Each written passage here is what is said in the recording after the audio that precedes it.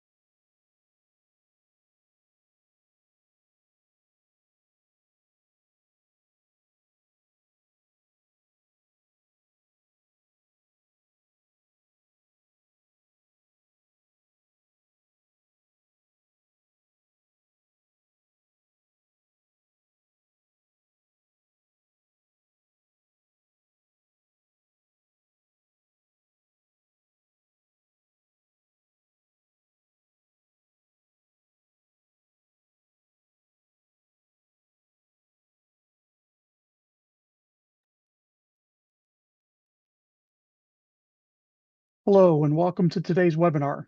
Thank you for joining us. My name is Tony Ballard. I'm the Senior Manager of Conferences and Events with the Society for Ecological Restoration.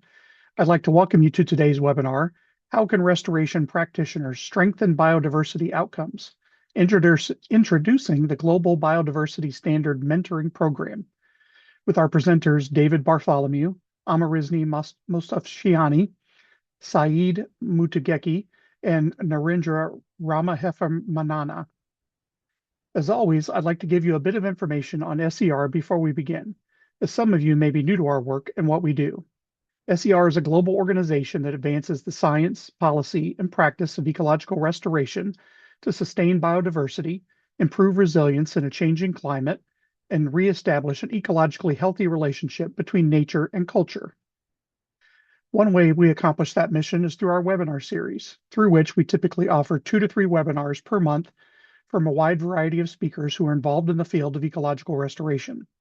To browse upcoming webinars, view existing webinar recordings, and find information on our many resources, we invite you to look at our website, www.ser.org. Today's webinar is being recorded and will be available for future review in our webinar library. The session will run for about an hour in total.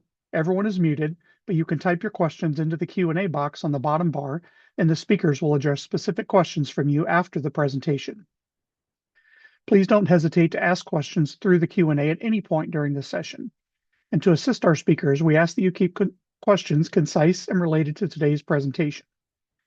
Before we begin, we need to inform you of some important guidelines to ensure the integrity and respect for the intellectual property of our presenters. These measures are in place to protect the copyright material of our presenters and maintain the integrity of the content being shared. Please be advised that recording this webinar in any form is strictly prohibited. This includes, but is not limited to, audio, video, and photographic recording. Utilizing any external software or tools to record or transmit the content of this webinar is also strictly forbidden. The use of artificial intelligence tools or assistants during this webinar is limited to the individual viewing the webinar, and AI should only be used for the purposes of increased accessibility or other support for the individual viewer. Any products of an AI tool or assistant may not be shared or publicly disseminated. If that is happening in the chat right now, I ask that you disable that on your own behalf. Should you require a transcript of the webinar, please feel free to request one via info@ser.org. We are happy to provide this for your personal use and for your reference. Thank you for your understanding and for your cooperation. Today's webinar will introduce you to the Global Biodiversity Standard Mentoring Program, a capacity building initiative designed to help ecosystem restoration practitioners strengthen biodiversity outcomes and improve project quality. Now, to begin today's webinar, it's my pleasure to welcome David Bartholomew. I'll turn it over to you to begin, David. Thank you very much, Tony, for the introduction. Let me just share my screen so that everyone can see the slides. Tony, can you just confirm that those slides are visible? Yes, it looks great. Thank you. Great. Thanks, Tony. So welcome, everybody. Good morning, good afternoon, good evening, wherever you are in the world. Today, we're going to be talking about the Global Biodiversity Standard and its mentoring program. My name is David Bartholomew. I'm the Chief Executive Officer of the Global Biodiversity Standard, and I'll be here today to quickly introduce what is the mentoring program that we are running.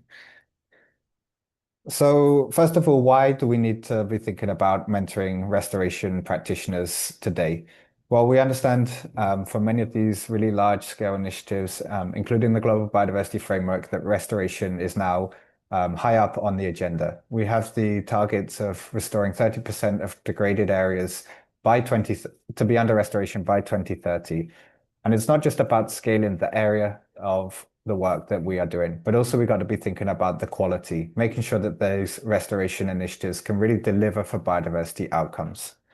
So it's not just about scaling the area, but also scaling the impact.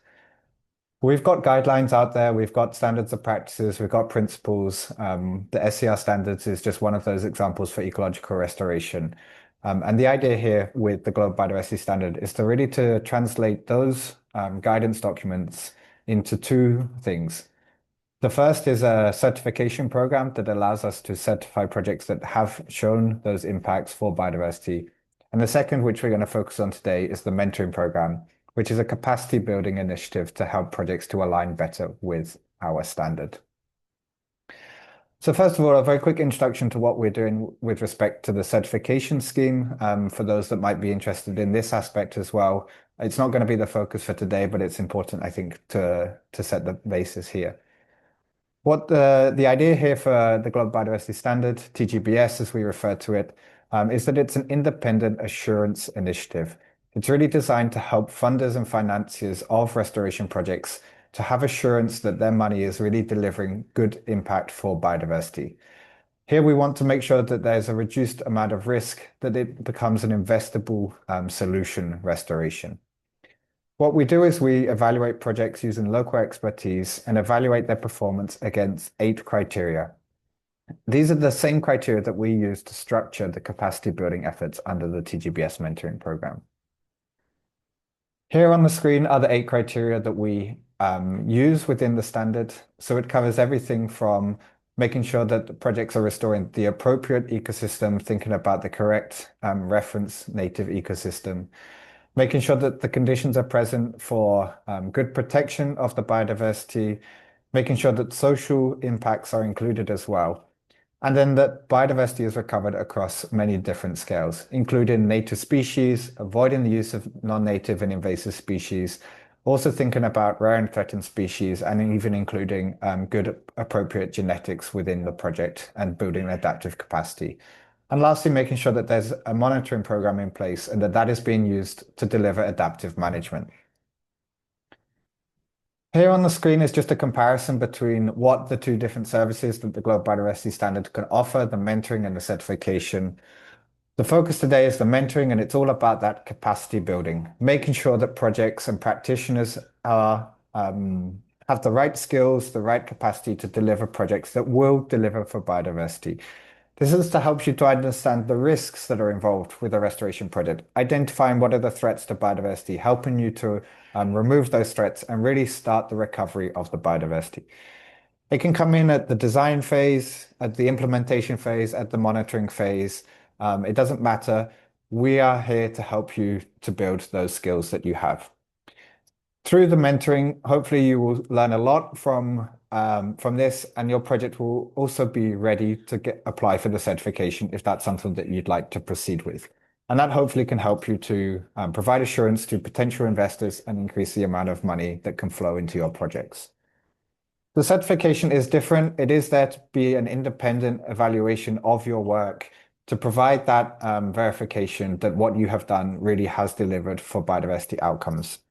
And we have designed a good set of governance rules to ensure that there is appropriate independence, even when a project applies for both the mentoring and the certification. So what is the mentoring really there to design to support? It's really to help you to identify those risks, the trade-offs, the evidence gaps that you might have to really design and implement a high quality restoration project that is aligned with international principles and standards for ecological restoration, but also other ecosystem restoration initiatives. We want to make sure that you really understand what are credible biodiversity outcomes and how you can then deliver that. And the idea here is that we're going to be using local experts who really understand that ecosystem, those conditions, how to do restoration in those areas to transfer the knowledge to these restoration practitioners so that you can do this. This will really help you to implement it, and we really encourage you to come in from the design phase wherever possible, as this avoids unnecessary costs where you may have to redesign your project at a later date when things may not be going as planned. These are the networks of people that we are mobilizing to deliver the mentoring program. So the Global Biodiversity Standard has trained already 250 personnel to be assessors, to be independent evaluators of projects. They also have the capacity to deliver mentoring programs to practitioners. But it's not just our team of assessors that are involved. We're also bringing in, wherever possible or whenever needed, members from the SERP community, members from the IUCN Species Survival Commission, and also members from Botanic Gardens Conservation International's network of botanic gardens who work in ecological restoration, the ERA, but also on specific taxonomic groups as well, the Global Conservation Consortia. The TGBS is predominantly embedded within organizations who work on biodiversity across diverse contexts and also have experience with restoration. These are what we call our hub partners. And these will always be the leads for any mentoring program. We use them because there's the specialists in that local biodiversity, but also because we want to make sure that we're using an equitable value chain, promoting the work of the people in the country, but also helping to reduce travel costs, travel emissions. This helps keeps the pricing for what we have to charge for the mentoring to be at an accessible level. So we hope that this webinar will inspire you to think about mentoring, thinking about trying to get expert advice from these local botanic gardens and other biodiversity institutions and personnel. We hope that you can think about coming in at any of the stages within the life cycle of a restoration project, whether it's the assessment and planning stage, whether you're already implementing your project, or you're actually wanting support on how to improve your monitoring program, how to use that data to deliver adaptive management, or if you're interested to get the certification, how do you make sure your project is ready, that you've got all of the documentation that you need, all of the requirements to meet the standards. That's what the mentoring program is also there to help. And we want this to work across many different scales. Whether you're a small project that just has one restoration initiatives that you're leading, or whether actually you help deliver a portfolio of many different projects at a large scale, even at an international scale, TGBS is here to help, and we can help tailor a mentoring program to your needs. With that, I'm going to hand over to Amarizny, who's going to introduce to you the different options that we have and how to tailor the restoration program to your needs. Okay, thank you, David. Good morning, good afternoon, and good evening, everyone. My name is Amarizny Moshaftiani, a policy and practice specialist at SCR. I'd like to help you understand the mentoring modules available, how mentoring is delivered, and how to choose the most suitable mentoring pathway for your project needs. Next slide, please. The TGBS mentoring program can accompany your project throughout its journey, from the first project idea to continuous improvement. Mentoring is not an audit.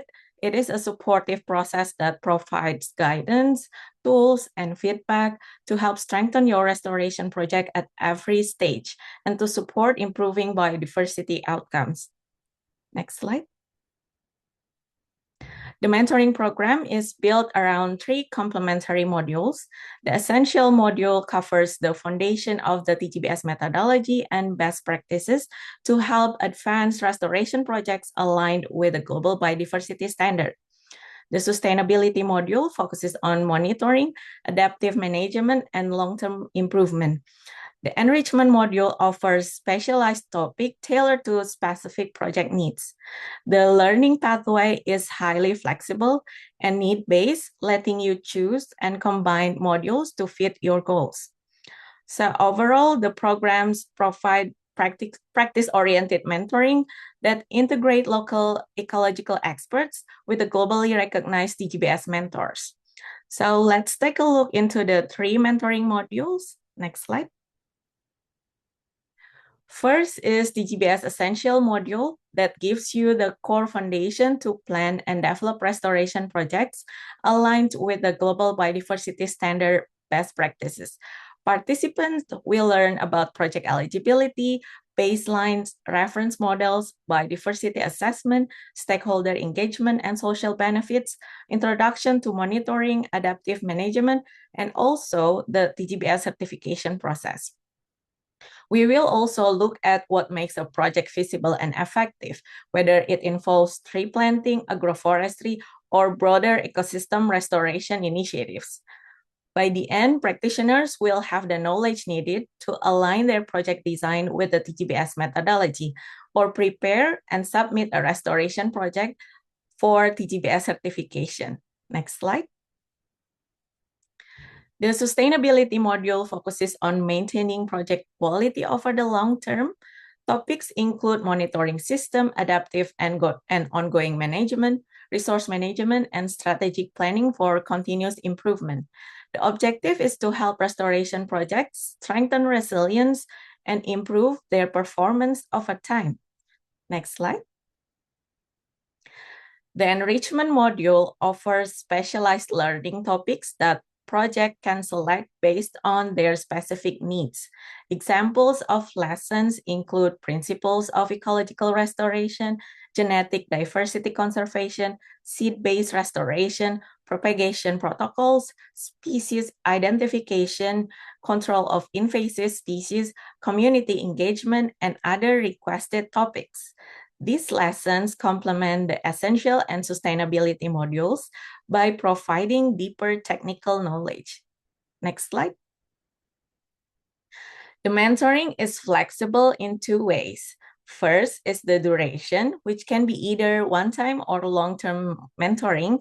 Second is the delivery format, which can be workshop-based or one-to-one mentoring. This option can be combined depending on the project's objective, complexity, and mentoring needs. Next slide. One-time mentoring is designed for projects that need focused support on a specific challenge or learning objective. It emphasizes immediate guidance, active purposeful participation, and targeted skill development. Long-term mentoring provides sustained support for more complex restoration projects. It includes ongoing guidance, continuous feedback, milestone tracking, and a final project evaluation to support long-term improvement and certification readiness. Next slide. In addition, mentoring can be delivered through workshops that encourage collaborative learning with other restoration practitioners or partners, or through one-to-one sessions that provide personalized guidance tailored to a specific project. Next slide. The mentoring program is supported by a global infrastructure consisting of the TGBS Secretariat, regional hubs, technical experts, mentor procedures, and standardized learning materials. This structure helps ensure that mentoring is delivered consistently while remaining relevant to local ecosystem and any restoration context. Next slide. What can TGBS mentoring help you achieve? Through participation in the mentoring program, practitioners can strengthen several areas of their restoration practice. These include identifying and mitigating project risks early, improving project planning and decision-making, and strengthening the ability to monitor biodiversity outcomes, ecological integrity, and recovery progress. The program also enhances capacity in monitoring, evaluation, and adaptive management, while strengthening stakeholder engagement and collaboration. In addition, mentoring supports the development of restoration knowledge and professional capacity, including practical experience, as this can be recognized as continuing education credit by the SER Certified Ecological Restoration Practitioner Program. Finally, it helps practitioners connect with a global restoration network and regional experts and build readiness for biodiversity assessment and certification. Next slide. So, which TGBS mentoring program is right for you? The answer depends on the type of support your project needs. If you need focused assistance to expand your knowledge or strengthen a specific part of your project, then one-time mentoring may be the right option. But if your project requires support across one or several stages, from planning to implementation or monitoring, then long-term mentoring may be more suitable. You can also choose the delivery format that works best for you. If you prefer to learn together with other partners and other practitioners, share experiences, and discuss common restoration challenges, then a workshop-based format is a good choice. If your project needs more personalized guidance, specific feedback, or support tailored to your own restoration context, then one-to-one mentoring may be the better option. So these options, again, can also be blended depending on your project's objectives, complexity, and learning needs. Next slide. If you're interested in learning more, you can visit the TGBS mentoring webpage, download the mentoring guide, or contact the Secretariat to discuss your project needs. Thank you very much for your attention. I'll hand over to Said to share the experience of the mentoring program delivered. Thank you.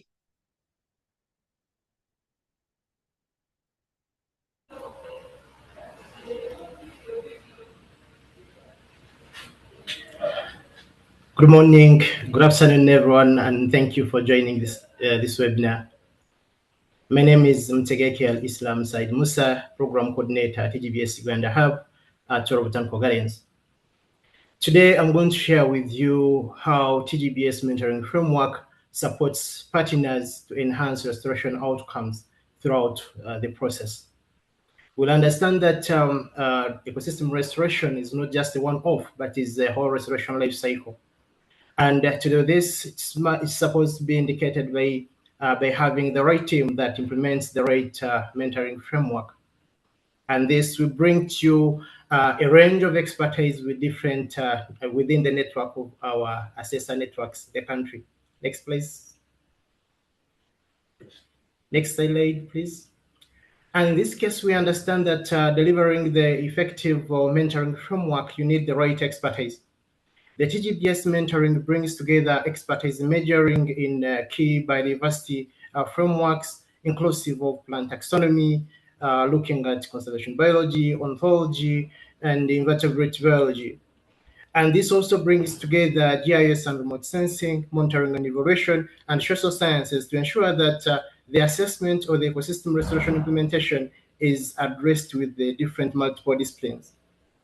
Ensuring that we have the right team in delivery keeps hand to understand how the right framework is implemented. Next slide, please. With this as the TGBS mentoring framework, we ensure that we understand our partner requirements. And today we are going to be sharing a case study of the mentoring frameworks and implementations we have conducted in country. Here we showcase Ecosia, who is one of our partners, and Ecosia is a search engine that dedicates 100% profit to the planet. While it's implementing its programs in Uganda, working with partners such as Canopy Forever Wild, Transformed for Life, it will look at ensuring that these partners implement evidence-based Chamgavu Forest and Wildlife Sanctuary Restoration Project. And this, it's looking at beyond mere tree planting numbers to ensure evidence-based ecosystem recovery. And in this case, we prioritize the core goal of Ecosia and ensuring its partners receive the right mentoring framework to ensure that they implement the Chamgavu Forest and Wildlife Sanctuary that ensures the functioning of the ecosystem in this case. Next slide, please.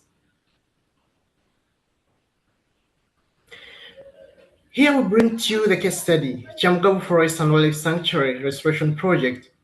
This restoration project is located in Mubende district in central Uganda, and the area under restoration is 405 hectares.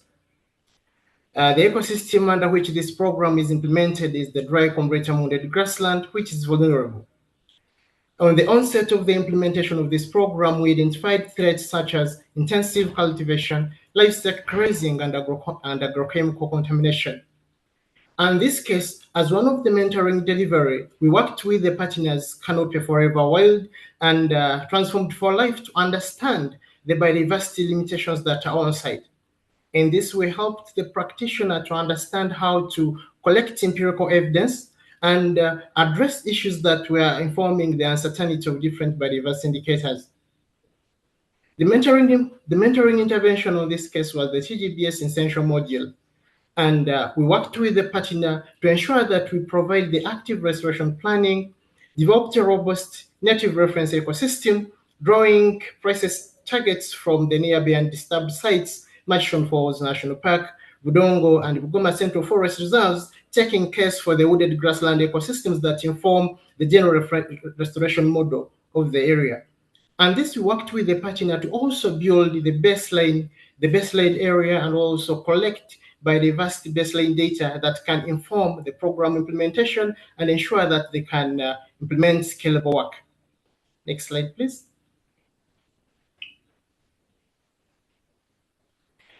So, as TGBS mentoring framework, we bring to the partners to ensure that they understand how this framework is being implemented. As the mentors, we understand partner needs. We work together, we collaborate with the partners to ensure that we are inclusive and inclusive in the goal setting. In this understanding, what prices biodiversity outcomes are they aiming to achieve? The ecological context. What specific native ecosystem are they trying to restore? And in this case, we are working with the dry combratum wooded grassland. This correctly informs the partners on the right species implementation on site so that the implementation doesn't convert the native reference ecosystem into something else in the aim of saying we are doing restoration while planting rainforest species in a completely wooded grassland. We also work with partners to ensure that they understand what kind of data are they going to collect. And in this, we also try to understand what verifiable evidence are they currently collecting so that we can ensure how we can tailor this to the current TGBS needs. Resource mapping is core to restoration implementation. And in this case, we understand what are the capacity gaps, what support do the field teams require. Working with our partners as Canopy, Wild Forever, Transformed for Life, is working to understand who are the frontline people on the ground. And with this, we understand that people with knowledge enough and ideal to implement these restoration programs need to know what to do so that we can effectively implement these programs. Next slide, please.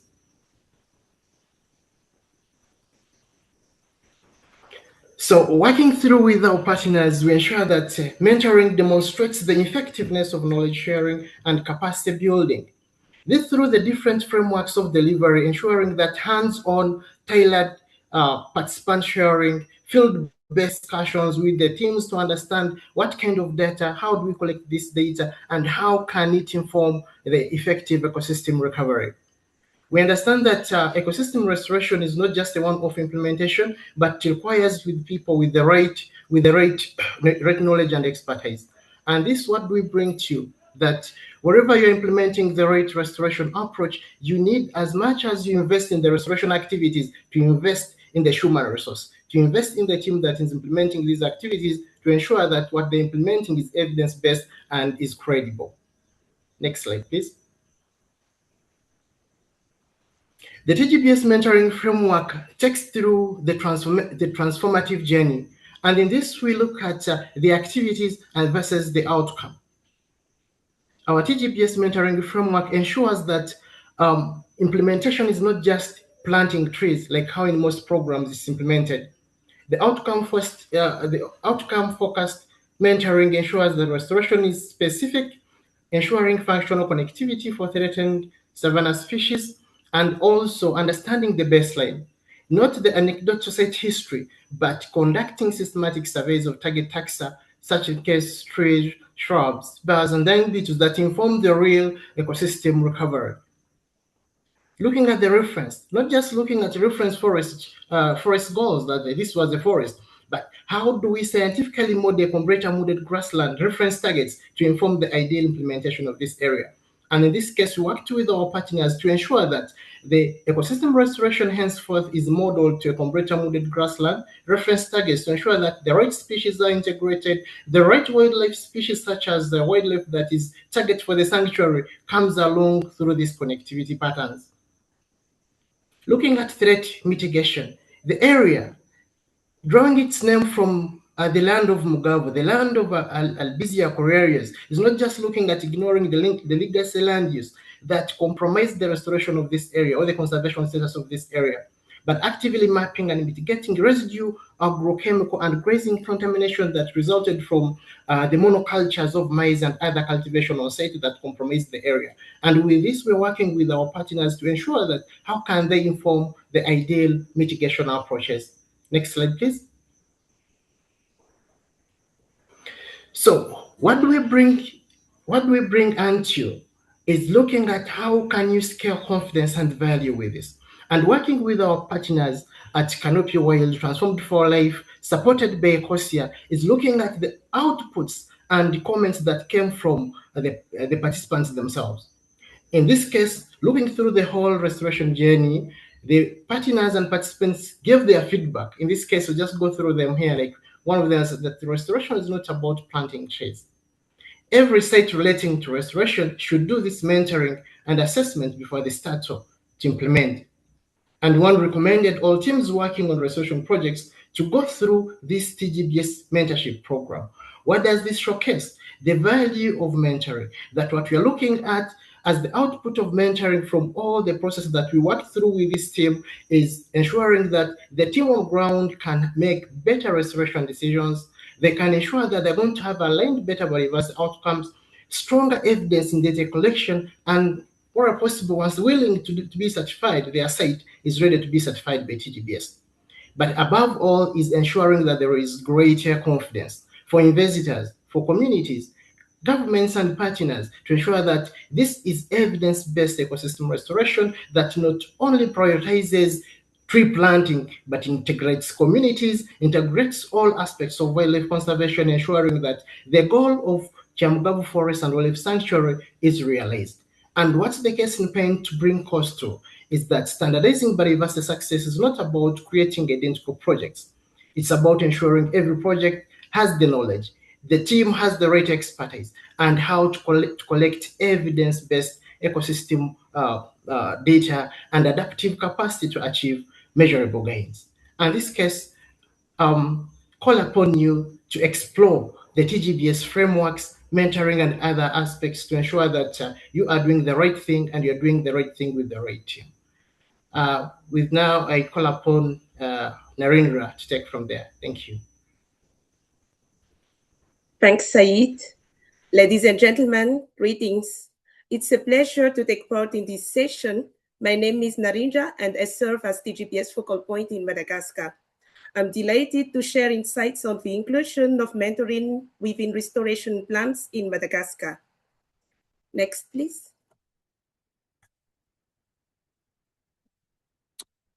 Tropical forests are the lungs of our planet. They provide carbon storage, biodiversity, and livelihoods. Yet, in Madagascar, the situation is alarming because 90% of the island's original forests have disappeared. With a population growth rate of 2.4% and more than 80% of Malagasy people depending directly on natural capital, the pressure on ecosystem is immense. On these maps, we can compare an aerial image of 1950 with a Google Earth image from 2026. With the red circle, we can clearly observe significant deforestation that occurred in this area between the two dates. This makes it urgent to prioritize the protection and management of remaining forests and facilitating natural regeneration. But in severely degraded zones, active restoration is equally critical to safeguard ecological integrity. In addition, effective restoration efforts must be carefully conceived to be sustainable, ensure long-term ecological integrity, and meaningful stakeholder engagement. Next, please. What is the current state of active restoration in Madagascar? Several NGOs are investing in active restoration to improve ecosystem integrity and habitat connectivity. Here, the yellow points on the map show the sites where tree planting and restoration efforts were carried out. Most interventions remain small-scale with limited results. High seedling mortality and poor growth are common. As consequences, resources risk being misallocated, donor confidence may decline, and future funding opportunities could be jeopardized. Indeed, through our investigation, written restoration plans are absent in more than 80% of sites surveyed.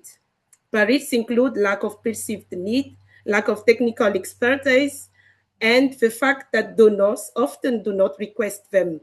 However, if we want to enhance forest restoration outcomes, we need a robust restoration plan. Next, please. So, what are the benefits of having a restoration plan? A restoration plan provides clear structuring and anticipation of actions. It enables strategic orientation, sets measurable milestones, and strengthens cohesion within teams. It mobilizes resources, integrates local knowledge, and aligns with stakeholder expectations. Importantly, it also serves as a communication tool, facilitating dialogue between internal teams, local communities, donors, and government entities. In these photos, we observe a restoration zone, a technician monitoring seedling development, and the reference ecosystem serving as a benchmark for restoration success. Next, please. How to develop such a restoration plan? The process begins with stakeholder consultation. surveys, literature reviews, and discussions leading to drafting and validation. Communication is the key. Summarizing the plan in accessible formats ensure stakeholders remain focused on objectives. Monitoring, evaluation, and learning are integral. Standardized protocols track progress, while adaptive management allows lessons learned to inform future actions. In short, the restoration plan becomes the foundation and framework for all activities, as well as for adaptive management. These photos illustrate the key steps of our restoration process. The first image shows the consultation with local stakeholders, where valuable information was gathered to guide the plan. The second image captures a meeting where the restoration plan was presented and communicated through a poster. Finally, the third image highlights a local technician carefully monitoring the planted seedlings, ensuring their growth and success. Next, please. Let us now examine the Ecosia project case in Madagascar, which serves to illustrate the central role of the hub and the TGBS framework. Yet, the 2024 TGBS assessment revealed weaknesses. Millions of seedlings planted but with little diversity, high mortality, lack of holistic planning, and weak community engagement. Several criteria scored 0 or negative. This underscores the importance of mentoring and structured planning. Consequently, the hub used the participative conception of a restoration plan founded on global principles of best practice to guide mentoring efforts to clarify goals, outcomes, and activities, to engage communities and implement grievance mechanisms to ensure transparency and accountability, to define and train locals in best site-specific procedures for seed collection, nursery management, site preparation, post-planting care, and monitoring, evaluation, and learning to track progress and facilitate adaptive management. Next, please. In summary, the role of the hub and the TGBS framework can be described in three key dimensions: the knowledge transfer, facilitating access to global knowledge, foundational principles, and best practices for effective restoration; the capacity building, mentoring ensures local teams can independently achieve best results and meet certification standards; and the certification readiness, mentoring bridges the gap between local practice and international expectations within the foundation of the site-specific restoration plan, making projects eligible for recognition and funding. Next, please. So what are the advantages of working with TGBS? These photos remind us of the essence of restoration. The first image shows the forest, a living system that we strive to protect and reconnect. The second highlights seeds, small, fragile beginnings that hold the promise of future forests. And the third, a cricket, a symbol of biodiversity, reminding us that every species, no matter how small, plays a role in the balance of nature. Together, these images illustrate that by working with TGBS, we ensure that restoration efforts are not only about planting trees, but about safeguarding ecosystems, nurturing biodiversity, and creating measurable, lasting impact for communities and nature alike. Through TGBS, practitioners collaborate with leading global restoration thinkers, join national and international networks, and mobilize multidisciplinary expertise. Work aligns with international standards, broadens perspectives, and strengthens credibility for funding and recognitions. Next, please. In conclusion, let us remember that mentoring is not optional, it is essential. We must encourage investment in mentoring networks to scale restoration impact across tropical regions. The key message is simple. A restoration plan provides a complete framework to articulate global thinking on best practice for restoration in a local setting and enable focused and structured mentoring to address competency gaps. Together, we can achieve restoration that is sustainable, inclusive, and effective. Ladies and gentlemen, this concludes my presentation. Thank you very much for your attention. David, I'll pass it to you.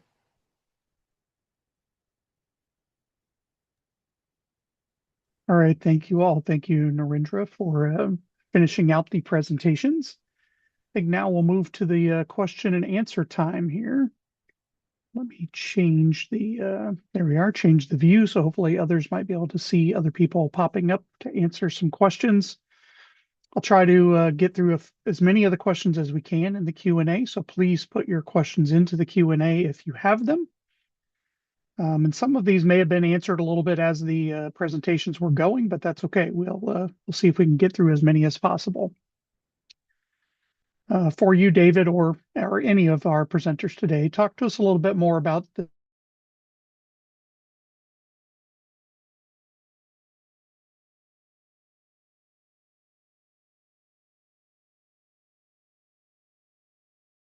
would a private contractor conducting the work be a target for mentorship?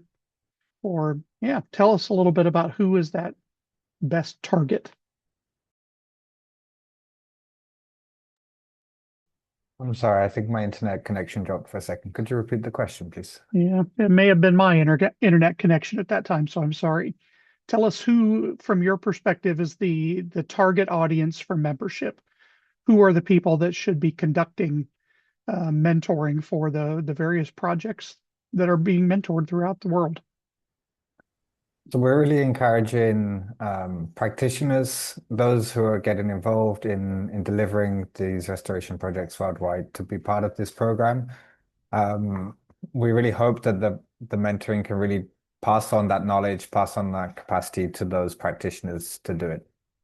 We understand that obviously funding may be a limitation for many of the practitioners out there, so we really hope that we've also equipped you today within this webinar to showcase the importance so that you can also convince the funders, the finances of your projects to get involved, to support you, to help to receive this mentoring.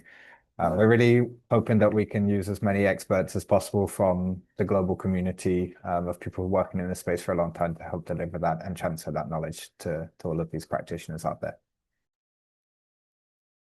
Yeah, very good. A similar question, there was a question from an individual with the Trees for Albania NGO. If there's not a mentoring program in their region, how do you recommend that people get started with mentoring and making their own hub, for example? So the first step is to reach out to us, of course, if you're interested. It may be that we don't have a hub necessarily within the region, but as you might already be aware, the SCR SERP community is international. Botanic Gardens Conservation International has a network of gardens working in over 120 countries. So there's a high chance that actually we have the expertise within our networks, and it might just be a case that we need to mobilize those people. We might be able to bring in somebody who could lead the mentoring from another hub. They would be able to provide the context to really set the scene related to what is TGBS. They understand the principles, they understand the practices. But actually, we might be able to then bring someone from those other communities who really understand that local context, understand the ecosystem where you're working. And so even if there's not a hub necessarily in the place, it doesn't necessarily mean that you're already excluded from being eligible to receive the mentoring. We can find ways to tailor a team to your needs. If you run an organization who is doing best practice restoration already, is working in advancing the field within your country, do reach out, because it may be of interest for you to actually also be hosting a hub, and you might be one of those who could support us with both the delivering of the mentoring and also of assessing other restoration projects as well. That's great. If you wouldn't mind, David, in the chat, will you please put that email address where people can reach out? I saw that was on the screen briefly. I think that would be helpful to others to know how to make contact if possible. Let's try to make our way through a few other questions here. Thank you for putting that there. Sorry, I was searching for an answer for a different question, and I'm not as prepared right now to ask the next question, so my apologies. I would like to add David's comment regarding Go ahead, Amar. Question from Johnny Rabenan to Andrew. That said, one of the biggest challenges is the large-scale mining sites active restoration. And the question is, does TGBS have an approach to mentor those big actors? They need to achieve their goal as required by their obligation, like law, moral, ethics. So just to add, we also welcome mentees or participants from diverse backgrounds beyond just practitioners. So we welcome such as like funders or other major players to be mentored, and we can tailor the program as needed. And it might help you to really connect with each other and also understanding the restoration really well and shape the objective that they would like that you would like to achieve. Thank you. All right, thank you, Amar. There's a question a little further down about cost. Talk to us a little bit about, is there a cost of this mentoring program? What does TGBS provide or request in that area? Yes, there is a cost involved. The reason for that is we have to cover the personnel who are involved to deliver the training and also the support from the Secretariat to facilitate the development of this training program and to maintain it. We always try to use the local expertise as much as possible. The idea here is to keep the costs down as much as possible, make it as accessible. But yes, there is a cost involved. I don't know, Saeed or Narendra, would you like to add any comments about how this is done within your local context? Thanks so much, David. And the cost is specific to certain operations, and we always tailor it to the practitioner. So the entry point is reach out to us, and we understand your needs, understand your capacity, and we ensure how does it work feasible for you, and also facilitate the whole program of delivering it to you. Of course, there are very many other options that we could do. We could do virtual, we could do on-site, we could do groups, and the hubs in countries always arrange these frameworks to ensure that partners are free and readily available to reach out with guidance on how you can be supported. So once you reach out to the Secretariat, we reach out to you and on the local context, the costs that are involved, and how best we can support you with the budget that is available. Thank you.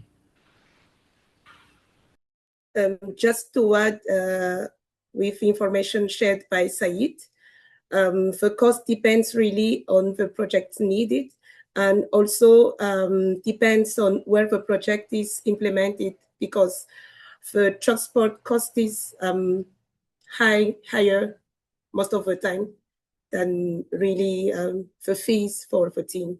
So that really depends on that. Thank you.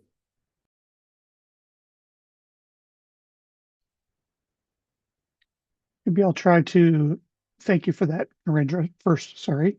I'll try to kind of synthesize a question that's asked a little bit further down as well, and about the approach of mentoring the community. And does TGBS provide local government mentoring, for example? Is that possible to mentor on a larger scale as well as a smaller scale?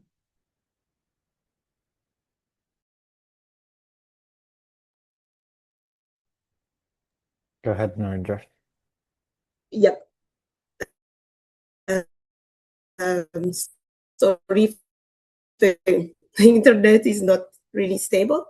That we had, I presented earlier, we had the owner of a project in collaboration with local communities, and they hired local communities to implement their project. So part of the mentorship is really building capacity for those local communities. So it is just like a big package within the project for how to say that, for the NGOs that are contract with us. That it is, we can do that also.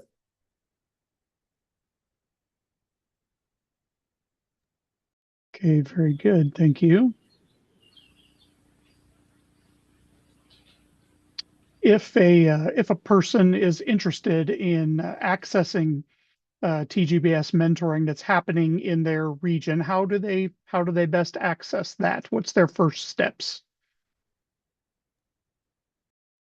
So the first step is really to reach out to us. Our email address is info@biodiversitystandard.org.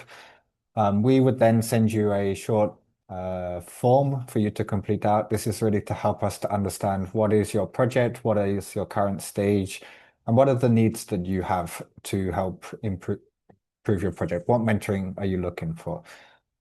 Once we receive that, we would then think about who is the best team to deliver that. We would select the most appropriate hub who would take the lead from then onwards.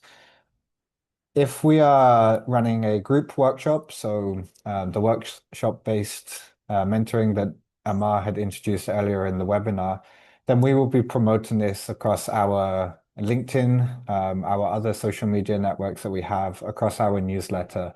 So do take a look at that, start to follow them. And that way you can then really keep track of when we're having these open programs that are designed to bring many different projects together.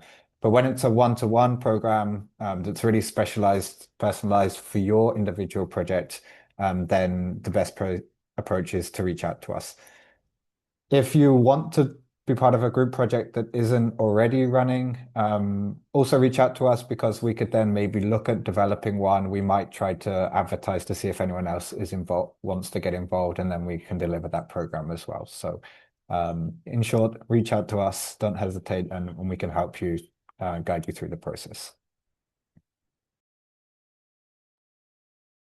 Great, thank you for that. Maybe one of the questions at the very bottom, if I can try to make sense of that in a shorter way here. So somebody who's a private sector entity that's been part of some of your previous project through the framework, how would they access mentorship, for a private sector entity, much like an NGO? Is it different for the different types of entities that might be interested in mentorship? In short, no. The idea here is that mentoring is open to everybody. It's meant to be accessible to all. We will always tailor the program. Private sectors probably have different needs to some of the NGOs. They might have different reporting requirements, etc. So in that case, we would tailor the program, but it is really designed to be accessible to everybody who wants to receive this. All right, very good. Will that mentoring program include any kind of gap analysis and advice leading to obtaining a TGBS certificate?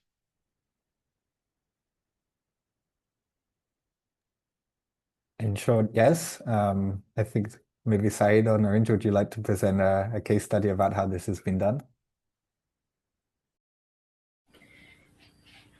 Yes, in short, yes, as David answered, yes, we do gap analysis in understanding the project requirements, the level at which the project is, and what you are working through, and guide you through the all requirements, the 8 assessment criteria for TGBS, and ensure that your implementation can be effective in line with ensuring that you can attain the certification level dependent on different certification tiers that are available.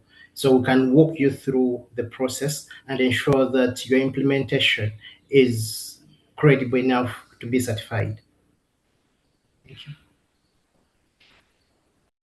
Yes, in our case, why we end up in this mentorship to the project, because of the assessment we did in 2024, which revealed many weaknesses, like for diversity of tree plantations, for holistic planning needs, for weak of community engagement. So we discovered was lack, and now we try to perform with project manager and the local community. Just to wrap that up, the idea here is that the gap analysis can be done in different ways. It can be done from yourself already understanding your project, understanding what is the challenges you're facing. It could be from our team looking at documentation that you have collected and identifying the gap in that way, or it could be, as Noreen just said, through a full TGBS assessment of the site, which gives us the most robust data-driven approach to evaluating what is the gaps that need addressing in the project. But either way, throughout the mentoring, we have it designed so that there's also exercises that allow you to do that gap analysis work yourself, so that it's not just a one-off incident where we identify the weaknesses, but throughout your life cycle, you'll be able to use the tools we equip you with so you can continually revisit this and re-identify what are the strengths, what are the gaps that need to be addressed going forward. Great, thank you very much. David, I'm going to turn it back to you. As you mentioned, you have a few slides to help sort of close us out here. Yep.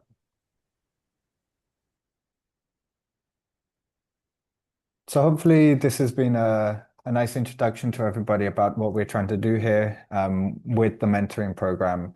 And just wanted to share a couple of links here to how you can get involved. So we've already quickly run through this process in the Q&A here. The idea is that if you want to get involved, reach out to us,